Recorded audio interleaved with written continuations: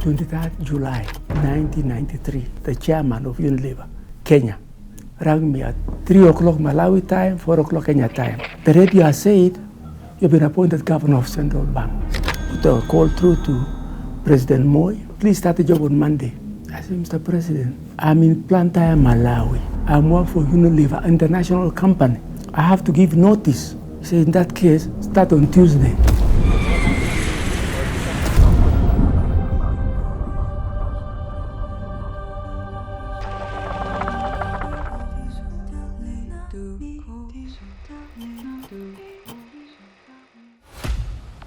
In 1993, Kenya stood at a defining crossroad. An economy under pressure, institutions in turmoil, and the need for strong, decisive leadership was more urgent than ever. At that moment, His Excellency Daniel Arap Moi made an unexpected and unconventional choice by appointing a man from the corporate world to take on one of Kenya's most critical responsibilities, head the central bank. Stepping into the central bank, he encountered an institution shaped by tradition but in need of restructuring and reinvention. Kenya was riddled with high inflation, high interest rates, low foreign reserves, a volatile exchange rates, and dwindling public trust. With a sharp eye for transformation and a deep understanding of organizational culture, Cheserem began to redefine how the bank operated from the way people worked to the way decisions were made. During his 8-year tenure, he oversaw critical reforms that stabilized the Kenyan shilling, reined in inflation, and laid the groundwork for a more resilient banking sector. This tenure would become a turning point, laying the foundation for a more world-class, modern, and credible central bank. This is a story of Micah Cheserem. Our guest today is Micah Cheserem. 1 o'clock on a Friday, 12th of January 1984, I was appointed Director of Central Bank by the President. So I was there for 4 years, and I was reappointed for another 4.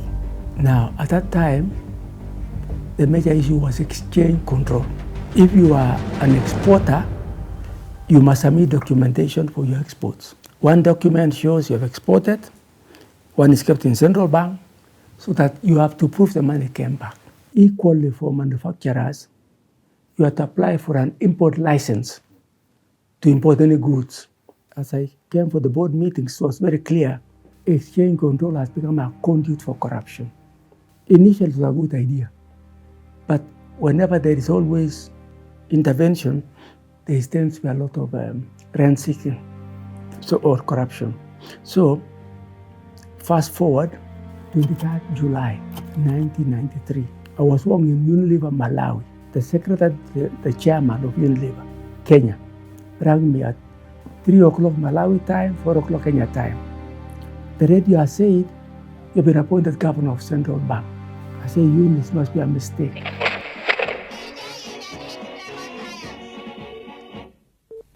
Na hii ni taarifa ya habari mkisomewa na Hamisi Temo. Rais Daniel Arap Moi leo katika ikulu ya Nairobi. I didn't apply for the job, but Friday evening, I picked a call. I put a call through to President Moi. I said, congratulations.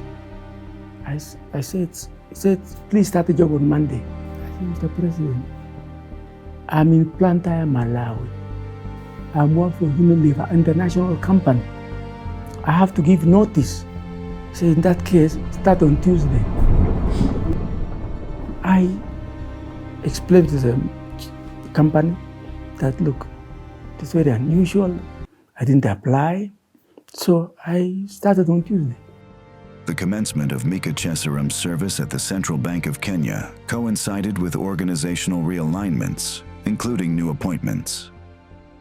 When I arrived, they had just appointed a deputy governor, Thomas Kibua.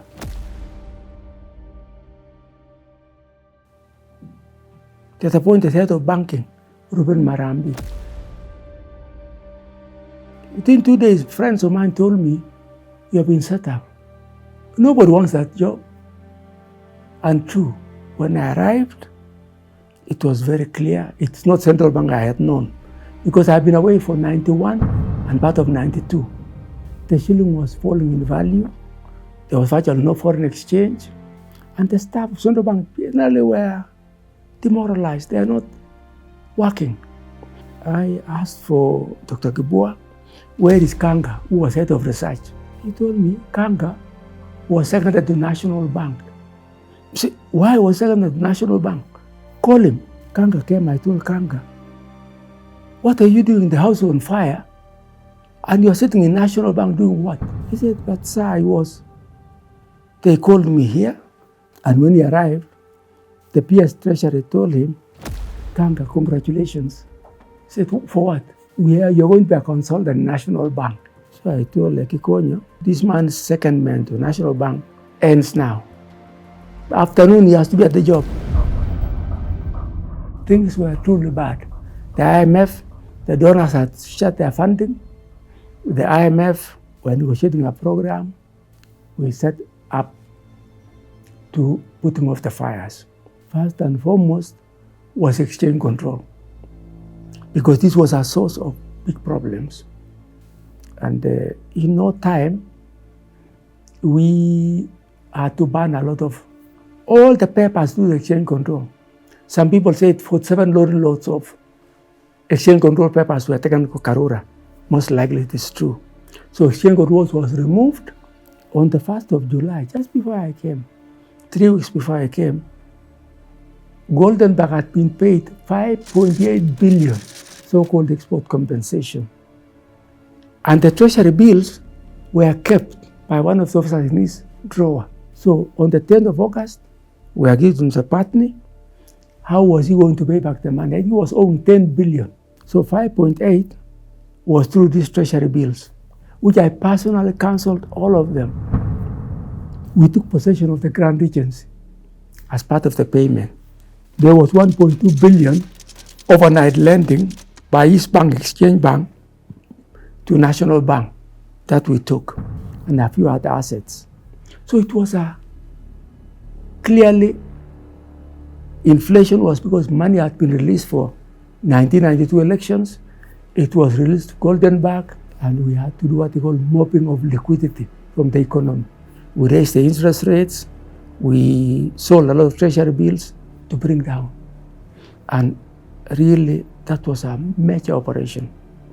And in no time, from 100%, I think up to 9% inflation. The exchange rate of the shilling, dramatically, the shilling strengthened to the extent where even the exporters sent their delegation, central bank. We are going to go out of business because what we are getting on exporting is so little. So we had to stop mopping to my dollars.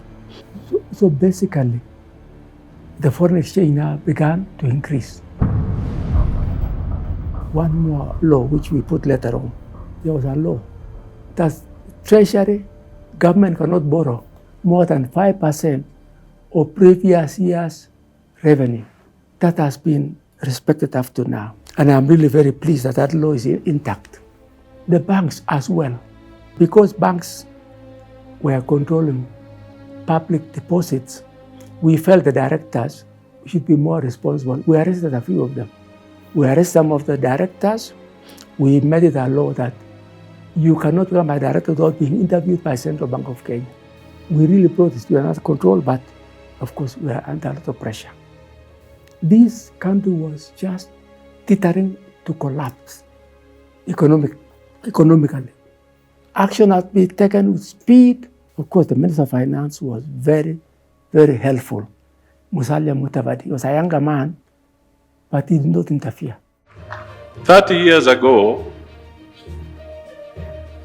the President of Kenya then, the late Moi, saw it fit to identify Cheserem, a son of this soil, to be part and parcel of the journey of economic recovery for this country. But I must say, we had a very, very good, strong team. Dr. Kibua, Mr. Kanga, Joseph Kinyua, they were very good. Ruben Marambi, the team was very strong. But Central Bank, the former governors were fortunate. They didn't have this dangerous situation where the country's economy was on fire, but the staff was key. The staff is the army. You can do nothing, everybody had to contribute.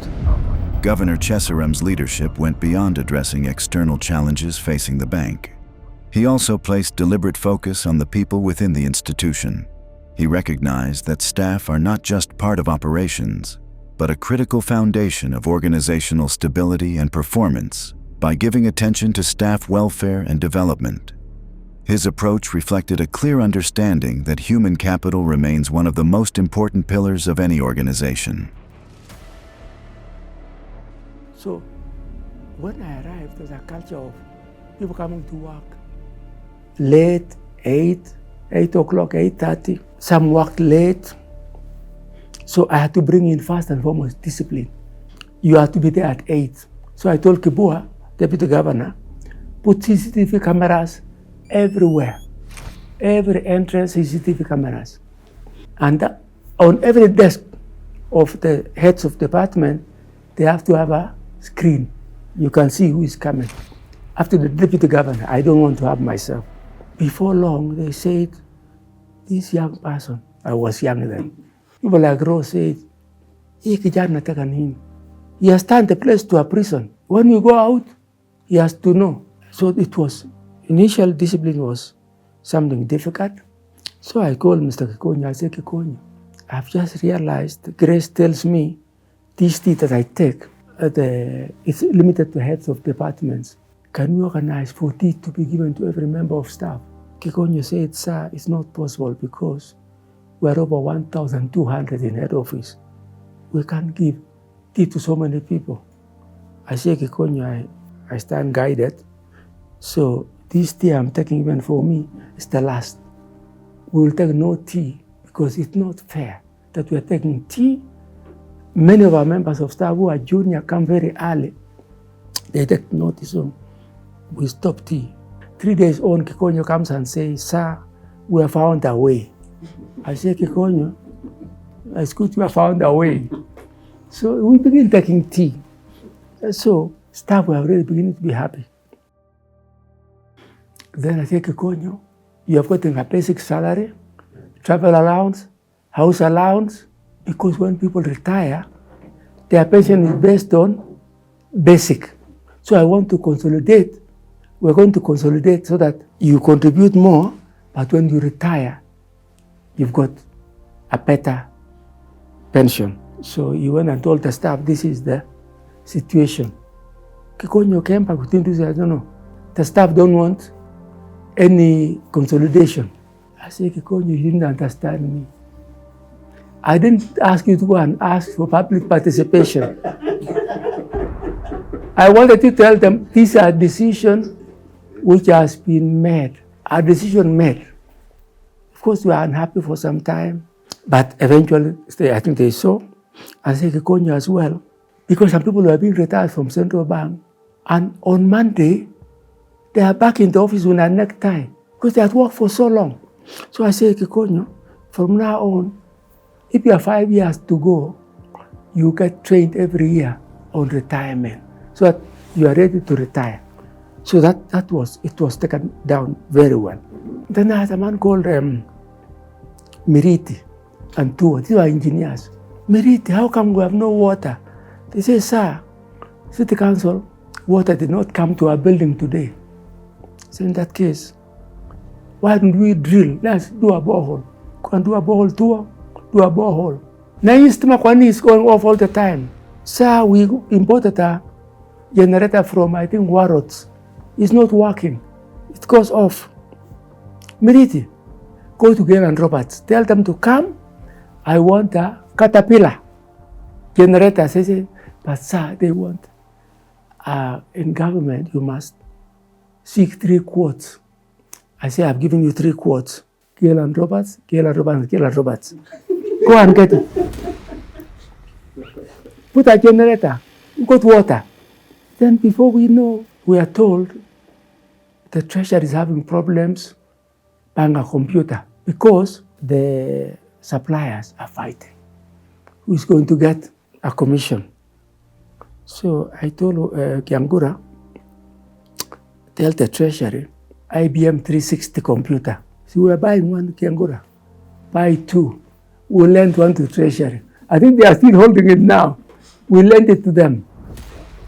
I asked the deputy governor, when I arrived, of course, there's this building they are putting up outside Central Bank. It's going up. And I was told there's a training center in Ruaraka.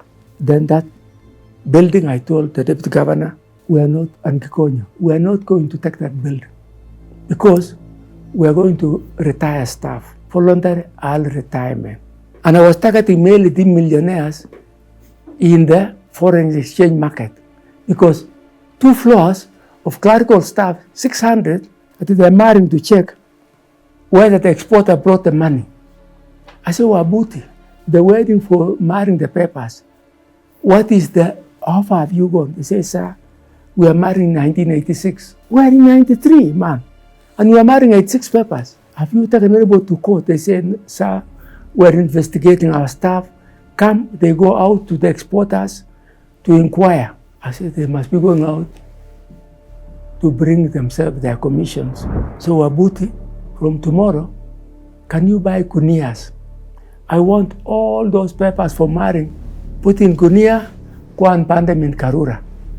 While you're at it, I want all exchange control forms, especially circular number 19. Chomayot. We retired over 600 people. Building was finished. I convinced the president and Minister of Finance. We give it to KRA. KRA was one who started it. National Nyaga was one of the seconded people to start off the KRA. So we gave KRA to take the Times Tower. We actually did a contest to name it. I told them, Kibua, I saw a building, I think in Hong Kong, called Times Tower. Call it Times Tower. That's how it became Times Tower. But by and large, we started the staff a little tense. But in the end, we even added the building, we put up a canteen. There was nobody called acting direct, acting. Either we appointed you or we sacked you. Acting did not arise during my tenure. You had no acting. Why? Because the private sector culture is you make a decision. Once you get 70% of the information, act. In civil service mentality, you call a committee, everybody says their piece, and really, virtually, you didn't stick your neck out in civil service. You are governor, you are virtually a caretaker. Those days, when I arrived, when you come to Central Bank, you go up the ramp, the walkie-talkies at the gate tell, Simba amekuja. Everybody's waiting. The door is open for the car. The briefcase is taken for you. The lift, you go one lift up. They escort you once the governor has seated down. They lock the door, and they know for the whole day he will not come out. The governor will be in the office, signing papers, waiting for the president to ring on the hotline. Since I have seen this, I told Nyaga, that is the first time you waited for me, you opened the lift for me. From tomorrow, Guyana, sit in your office. I will come, I will carry my briefcase. See, only one walk upstairs. I walk up, I go to the office, and most of the day, I walk. It was about 5 floors. I go up to the currency center. See those ladies counting the currency? See, I came to Central Bank. The offices are closed. You go in the corridor, you don't see anybody. Say, Kibua, can you dismantle all these walls? I want everybody to be seen. When you're walking, you can see rows from a distance. Okay, if there must be an office, must be a class office. You want to see what is Rose doing. If she's dozing off, that's okay. We can see. It was open plan offices, but the governor used to walk. Go to security. Who would want to kill me? There are more easier places to kill me than inside Central Bank. So one is walk around. Walk around. Walk to see what's going on. Second, respect. You're a four-star general, the most junior fellow is 1 star. If you go to the military and you see the 5-star general, 4-star, so no one salute each other. When the junior salutes the boss, does the boss salute back? Does he? It's always reciprocal. So to earn respect, you must give it. Because you have the power, don't misuse it. But also, we employ the very best. We employed good people, but when it came to branches, I told the management, if it's Mombasa, employ watoto ya buibui. If it's Kisumu, andika watoto ya Kisumu. If it's a cleaning, making tea, why would you take a fellow from Eldoret? Take the local fellows for the junior positions. But the most important is respect. Employ the most competent, but also walk and see. Walk and see what's going on. We have this culture of sitting in the office, which is very bad. So all those are in this book, what I'm telling you. Sadly, nobody reads a book in Africa. Just read from page 62 to 150 something. It documents the central bank and what was done.